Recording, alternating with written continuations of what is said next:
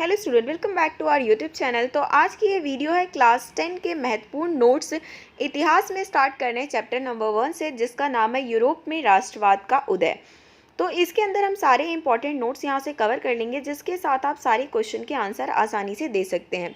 सबसे पहली बात, राष्ट्रवाद ने यूरोप की राजनीतिक और मानसिक दुनिया में बदलाव लाया।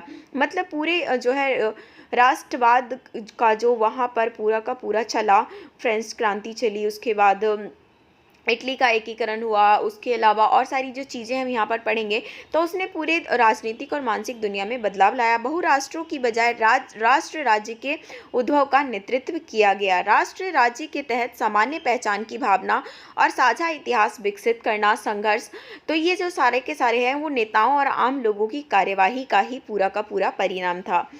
अब इसके बाद जैकोबिन क्लब की स्थापना को लेकर आपसे जो है कई बार क्वेश्चन पूछते हैं।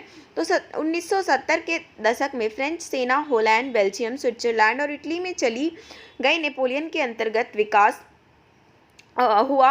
1804 के नागरिक संहिता, जिसको हम नेपोलियन कोड के नाम से भी जानते हैं, जन्म के आधार पर विशेषाधिकारों के साथ दूर किया गया था। संपत्ति की समानता और सुरक्षित अधिकार स्थापित किया। उन्होंने क्या किया? सामंती प्रणाली को समाप्त कर दिया, दासत्व से भी किसानों को मुक्त कर दिया, गिल्ड प्रतिबंध को हटा दिया और परिवहन में भी सुधार लाया। अब बात करते हैं नेक्स्ट पॉइंट, उदारवादी राष्ट्रवाद। उदारवाद का मतलब होता है मुक्त, यानी कि मतलब कि पूरी आज़ादी का अर्थ है कानून के मुताबिक व्यक्तिगत और समानता के लिए स्वतंत्रता। यह स्वायत्तता और लिपिक विशेषाधिकारों के अंत के रूप में खड़ा था और निजी संपत्ति की अनिवार्यता पर उसने बल दिया। सार्वभौमिक मताधिकार, फ्रांस में शुरू में केवल संपत्ति के स्वामित्व वाले व्यक्ति को ही वोट देने का अधिकार था, पर जैकोबिन के तहत जो था सभी वयस्क पुरुषों को मताधिकार नहीं दिया गया था। केवल और केवल कुछ जिनके पास खुद का जमीन होता था उन्हीं को वोट देने का अधिकार था, और अधिकार सीमित थे। महिलाओं के लिए तो और भी कम थे। बाद में इसकी वजह से विरोध आंदोलन शुरू किया गया और बाद में जो है लोगों को फिर जो भी 21 साल से ऊपर थे सबको मताधिकार मिला। 1815 के बाद रूढ़िवाद। रूढ़िवाद एक दर्शन है जो कि परंपराओं पर जोर देता है और सीमा शुल्क और क्रमिक परिवर्तन पसंद करता है। उनका मानना था कि आधुनिकीकरण पारंपरिक संस्थानों को मजबूत कर सकता है, जैसे राजशाही राज्य को और अधिक प्रभावी बनाता है। आधुनिक सेना कुशल नौकरशाही, गतिशील अर्थव्यवस्था, सामंतवाद के उन्मूलन और गुलामता यूरोप की निरंकुश राजशाही को मजबूत करती थी। अब ये 1815 के अंदर क्या हुआ में ब्रिटेन, रूस, प्रशिया और ऑस्ट्रिया ने सामूहिक रूप से नेपोलियन को हराया। वियना की संधि को आकर्षित करने के लिए ऑस्ट्रियाई चांसलर ड्यूक मेटरनिक द्वारा आयोजित कांग्रेस के तहत वियना में मिले विचार नेपोलियन युद्धों के दौरान हुए परिवर्तनों का पूर्ववत करना था। नीदरलैंड के साथ फ्रेंच क्षेत्र के विस्तार पर एक जांच की। उसमें उत्तर में बेल्जियम, दक्षिण में जुनोआ, पश्चिम में प्रशिया और ऑस्ट्रिया पर उत्तरी इटली का नियंत्रण शामिल है। प्रशिया ने सक्सनी का हिस्सा दिया और रूस ने पोलैंड का हिस्सा दिया। जर्मन के जो 39 राज्यों का परिसंघ अछूता थे उनको मतलब कुछ भी नहीं किया गया। एकमात्र उद्देश्य नेपोलियन द्वारा परास्त राजशाहों को बहाल करना था। अब क्रांतिकारी बीच में हुए जिनको लेकर क्वेश्चन आते हैं, नोट्स लिखने के लिए आपसे पूछे जाते हैं। तो क्रांतिकारियों को प्रशिक्षित करने और विचारों को फैलाने के लिए गुप्त समाज विकसित हुए। वियना कांग्रेस के बाद राजतंत्र का विरोध हुआ। स्वतंत्रता और आज़ादी के लिए लोगों ने लड़ना शुरू कर दिया, जिसमें पहला नाम आता है जोसेफे मैज़नी का, जो कि इटालियन 1807 में जिनेवा में पैदा हुए और कार्बोनरी गुप्त समाज का सदस्य बन गया। 1821 में लिगुरिया में क्रांति के लिए निर्वासित किया गया था। मार्शल्स और यंग यूरोप में बर्न में युवा इटली के रूप में दो समाजों का गठन उन्होंने समझाया कि भगवान ने मानव जाति के प्राकृतिक इकाइयों के रूप में राष्ट्रों का इरादा किया है, इसलिए इटली को एकीकृत गणराज्य के साथ बना दिया जाना चाहिए। मेटरनिक ने उन्हें हमारे सामाजिक आदेश का सबसे खतरनाक दुश्मन बताया। क्रांति की जो आयु थी 1830 लेकर 1848 तक चली। क्रांतिकारियों को मध्यवर्गीय अभिजात वर्ग, प्रोफेसरों, स्कूल शिक्षक, क्लर्क और वाणिज्यिक मध्यवर्गीय शिक्षित किया गया था। 1830 में फ्रांस उथल पुथल, बोन राजा सत्ता में बहाल थे। उदारवादी हुई फिलिप द्वारा उसने उखाड़ फेंका। मेटरनिक ने एक स्टेटमेंट दिया था जिसको लेकर क्वेश्चन पूछते हैं कि जब फ्रांस छिकता है तो यूरोप के बाकी हिस्सों में ठंडा हो जाता है। तो ये स्टेटमेंट मेटरनिक का है। जुलाई क्रांति में ब्रसेल्स में विद्रोह फैलाया, जिससे बेल्जियम ने ब्रिटेन के नीदरलैंड से दूर हो जाने का नेतृत्व किया। कल्पना और राष्ट्रीय भावना। युद्ध और क्षेत्रीय विस्तार के साथ साथ संस्कृति के मतलब कविता, कहानी, संगीत के थ्रू लोगों के विचारों में राष्ट्रवाद आया। उसको लेकर रोमांटिसिज्म यानी रोमांटिकता को लेकर जो है उसके अंदर था क्या, कारण और विज्ञान की महिमा की आलोचना की गई और भावनाओं, अंतर्ज्ञान और रहस्यमय भावनाओं पर पूरा ध्यान केंद्रित किया गया। विचार, सामूहिक विरासत, आम सांस्कृतिक अतीत और राष्ट्र का आधार साझा करना था। पोलैंड का विभाजन महान शक्तियों रूस, ब्रिटेन और ऑस्ट्रिया द्वारा किया गया था और भावनाओं को संगीत और भाषा द्वारा जीवित रखा गया था। पोलिश भाषा को मजबूर किया गया और रूसी भाषा आम भाषा वहां पर बन गई। पोलैंड में पादरी के सदस्यों ने भाषा को राष्ट्रीय गतिरोध के हथियार के रूप में इस्तेमाल करना शुरू किया। पोलिश चर्च समारोहों के लिए इस्तेमाल किया जाता था और रूसी प्रभुत्व के खिलाफ संघर्ष के प्रतीक के रूप में देखा जाता था। आगे कुछ भूख, कठिनाई और लोकप्रिय विद्रोह। 1830 में यूरोप में आर्थिक कठिनाइयों का साल था। 19वीं शताब्दी का पहला आधा जो है यूरोप में जनसंख्या में वृद्धि, शहरी क्षेत्रों में जनसंख्या का स्थानांतरण, मतलब जनसंख्या में वृद्धि भी हो रही थी और शहरी क्षेत्रों में जनसंख्या जा रही थी। मलिन बस्तियों में वृद्धि हो रही थी। सस्ती मशीनों से सख्त प्रतियोगिता ने आयात किया। किसानों ने सामंती, बकाया और दायित्वों की बोझ में संघर्ष किया जहां पर अभिजात वर्ग सत्ता में थी।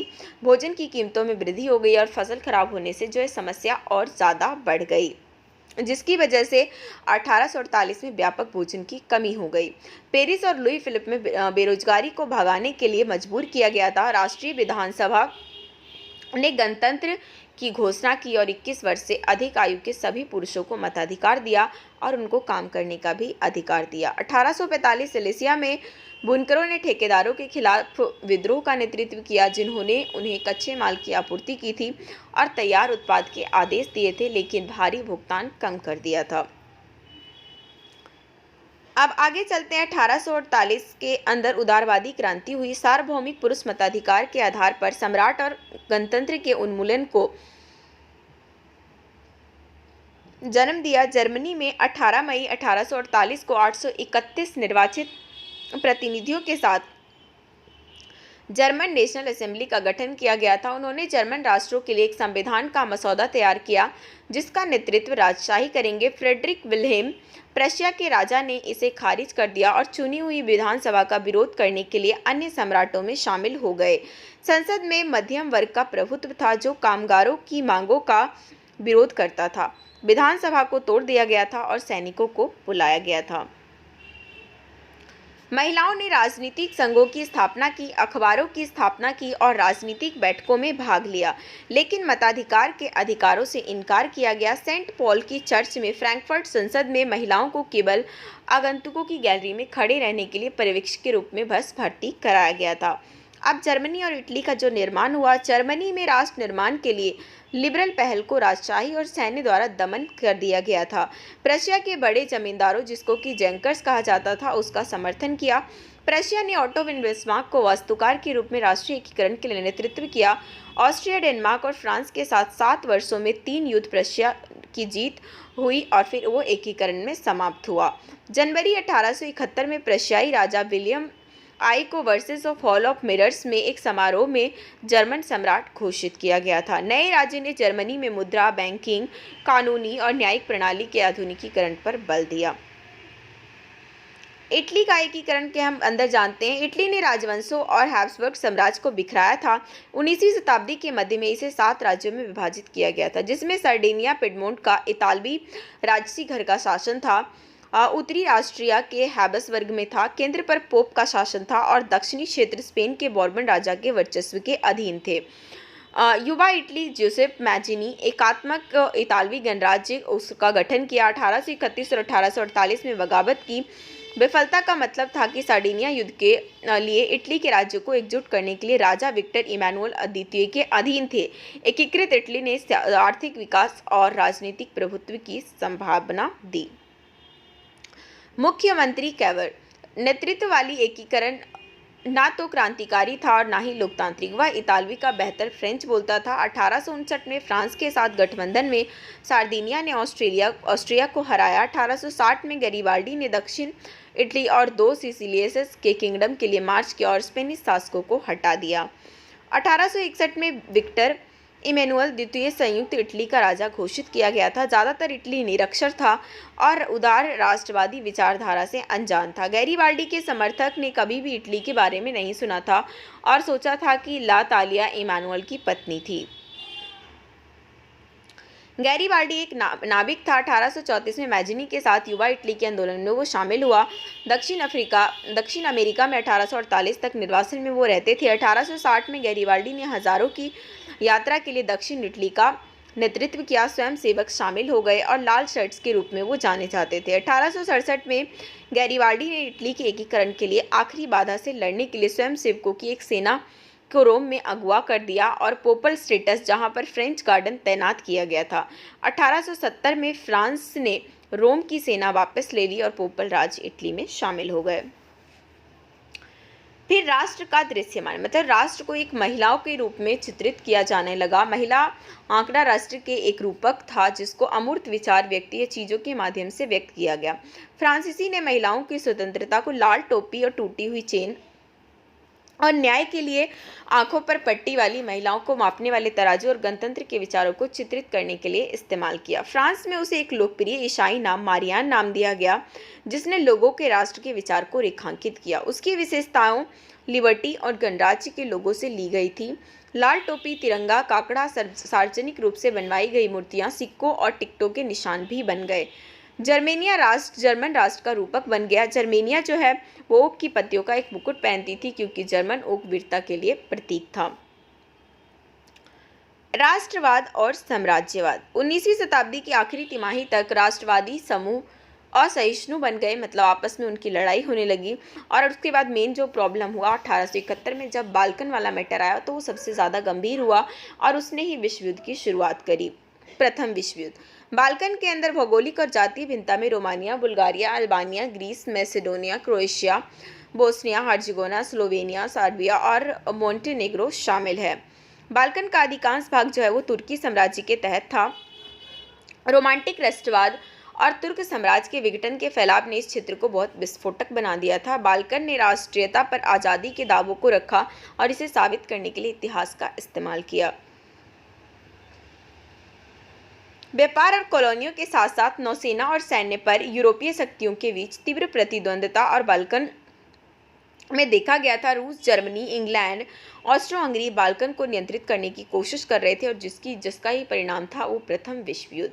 तो इसी के साथ आपका चैप्टर खत्म होता है। वीडियो को लाइक करिए, दोस्तों के साथ शेयर कीजिए और सेकंड चैप्टर के नोट्स के लिए जो है आपको ज़्यादा से ज़्यादा वीडियो को शेयर करना होगा क्योंकि ज़्यादा से ज़्यादा आप शेयर करोगे तभी एक इंस्पिरेशन मिलेगा कि अगले वीडियो के जो अगले चैप्टर के नोट्स जो हैं वो आपके लिए लाए हैं हम।